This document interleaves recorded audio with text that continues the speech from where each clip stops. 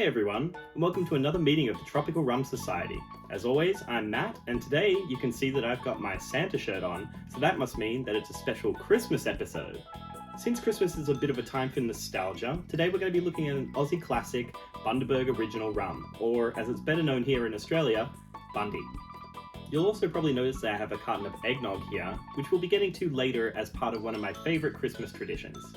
But before we get into the review today, I just wanted to give a quick thank you to everyone who's subscribed so far.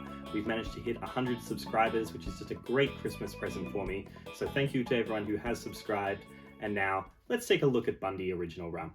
So if you search Bundaberg on Google, there'll be a few results that come up. You'll have the Bundaberg region in Queensland, then you'll have the town inside of that region, also called Bundaberg, and then inside of that town, there is the Bundaberg Distilling Company. And there will also be the Bundaberg Brewed Drinks Company, but they're totally separate, unrelated, and not what we're talking about today. They do make a good ginger beer that goes quite well with this, but yeah, again, they are not the same company. I know a lot of people think they are, but they're actually not. The region and town of Bundaberg actually grew out of a large influx of sugar plantations in the area. These sugar plantations produced a lot of sugar, and consequently they also produced a lot of sugar production byproduct, molasses. Conveniently, molasses is a main ingredient of a lot of the rums we've actually talked about in earlier meetings. So, a group of 7 of the large sugar plantation owners came together and decided that they were going to put this byproduct to good use by making rum. As it proudly says on the bottle, this company was established in 1888 and they produced their first rums in 1889. But these sugar plantation owners had a lot of molasses, so they didn't start with like a small batch of a few hundred bottles or something like that. They started with 225,000 gallons in their first run. And for those of us not living in the 1880s or in America, that is 852,000 litres, so almost 1 million litres of rum in their first production. In the years since, the distillery has had some highs and lows. It ended up opening just 2 years before a major economic recession, so not the most ideal time to be starting a business. It made its way through, and in 1907 actually burned down, so the distillery was closed until 1914, at which point it reopened and actually supplied a whole bunch of rum to Australian soldiers over in World War I. After the war, it saw a sharp incline in popularity and was a bit of a rising star until 1936, when the distillery was hit by lightning and burned down again. It took 3 years to rebuild and resume production, but that meant that for the second time, they were restarting at the beginning of a world war. During the 1940s, Bundaberg noticed that a whole bunch of American soldiers were mixing Bundaberg rum with Coke, and so they decided, if this is such a popular thing and people are doing it anyway, why don't we just make it ourselves? So they made one of the very first pre-mixed drinks to ever exist, Bundy and Cola.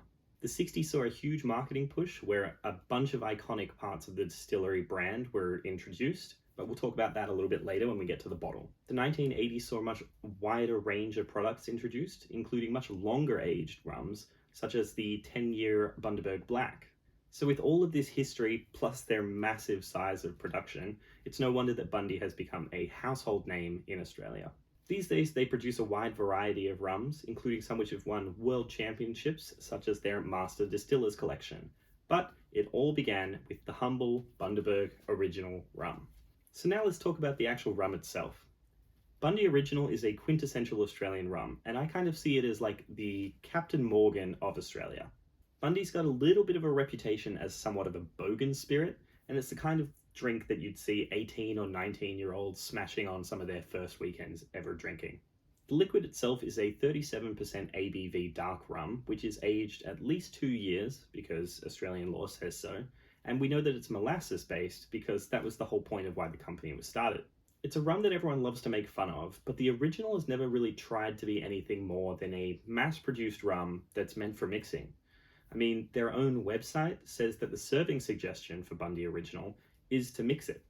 So clearly, it's not the kind of rum that you're meant to drink neat. It's not made for that, but we're going to be doing it anyway today. It's got a very Australian character to it, and as much as people hate it, they also seem to love to hate it. This larrikin character and teasing of the rum really kind of comes through both in person and online, particularly on the Dan Murphy's website, where I saw some great reviews while doing the research for this video.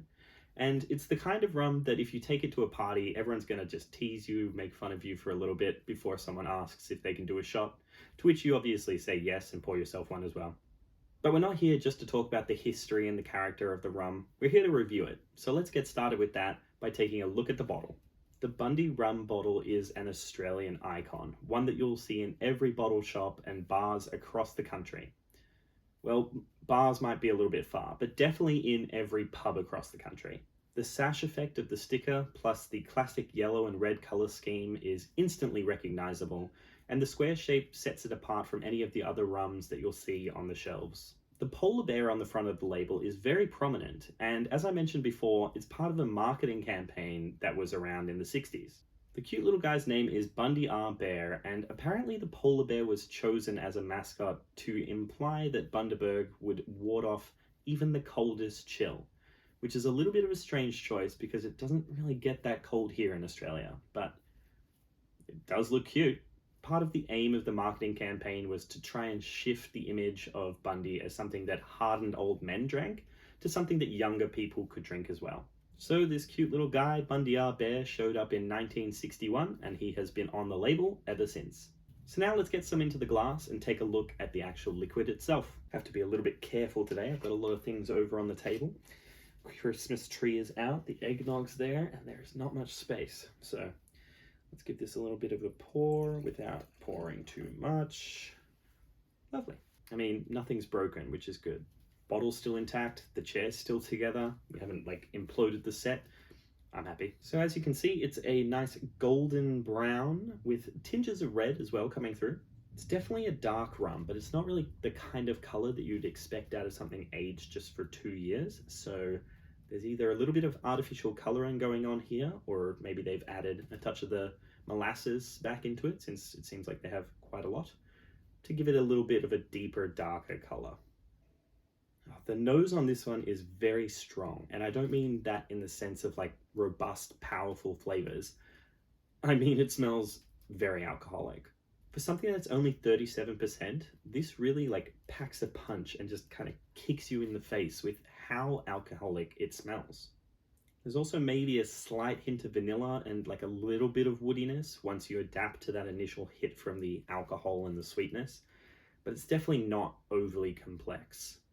So let's see what it tastes like. Oh, yeah, all of that alcohol that's in the nose definitely comes through in the taste as well. Oh boy, that is rough. Very rough.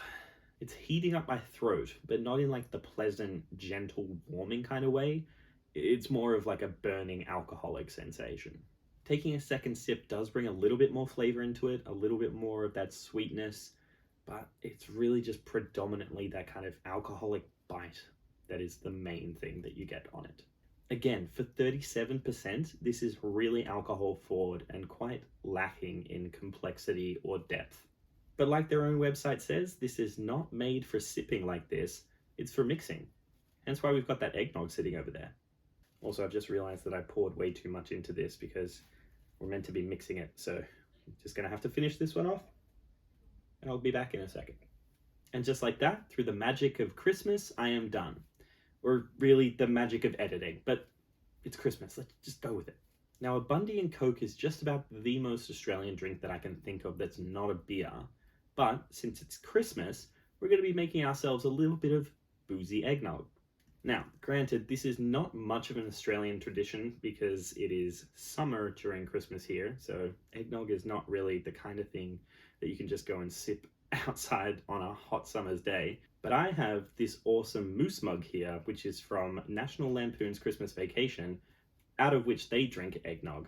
And I have a family tradition of watching that movie with my parents every Christmas Eve with some eggnog in the moose mug. It's pretty simple to make when you're not trying to do it on camera, but essentially it's just a little bit of rum. And yes, I realize that wasn't the smallest amount, but anyway, you top that rum up with a bit of eggnog, and that's it. 2 ingredients, easy done. You can add a little bit of nutmeg on there as well if you like, maybe some cinnamon, but I don't have either of those things, so rum and eggnog it is. Obviously, feel free to make your own eggnog at home if you like, but we go store-bought because we always have, And what's a Christmas tradition if you change it up? So store-bought for me, whatever you like for you. So let's see how well that Bundy has mixed in with the eggnog. That is much, much better. The alcoholic taste is really kind of still powering through. It is cutting through the eggnog just enough that you know that you're definitely drinking a boozy drink, but not so much that it tastes disgusting. Plus, the sweetness of the rum pairs well with the nog's bulk amount of sugar without overpowering the taste. It's a match fit for the North Pole, even though it probably should be the South Pole since both Bundy and I are from the Southern Hemisphere. For me, this is the taste of adult Christmas excitement and anticipation. Just the feeling of sitting on the couch, putting on Christmas Vacation with my family, trying not to think about what small talk I'm going to have to make at the lunch or the dinner tomorrow. It's a great time, and it's a tradition that I highly recommend you try if you haven't got any of your own for Christmas Eve. That being said, good luck getting one of these moose mugs. It took me a good 5 years before I actually managed to get my hands on these. I was searching for a while, but I'm very happy that I've got them. I just love them so much. So cool. So there you have it, an absolute Australian classic Bundy original. While it makes for an absolute terrible rum to sip neat, its purpose was to turn that byproduct of molasses into something more useful, which it certainly does. It's meant to be an easily mass-produced rum that is made for mixing, and as this eggnog and the thousands of Bundys and Coke ordered every weekend show, it definitely mixes well. As much as everyone claims to hate it, it's clearly loved by a lot of people, myself included. Its long history and popularity has made it very nostalgic and deeply intertwined it with Australian culture. That makes it strangely comforting in the sense of being familiar, which is what you want during the holidays when you're with your friends and family. So in my eyes, that makes this the perfect spirit for an Australian Christmas, so long as you have a bottle of Coke or some eggnog laying around.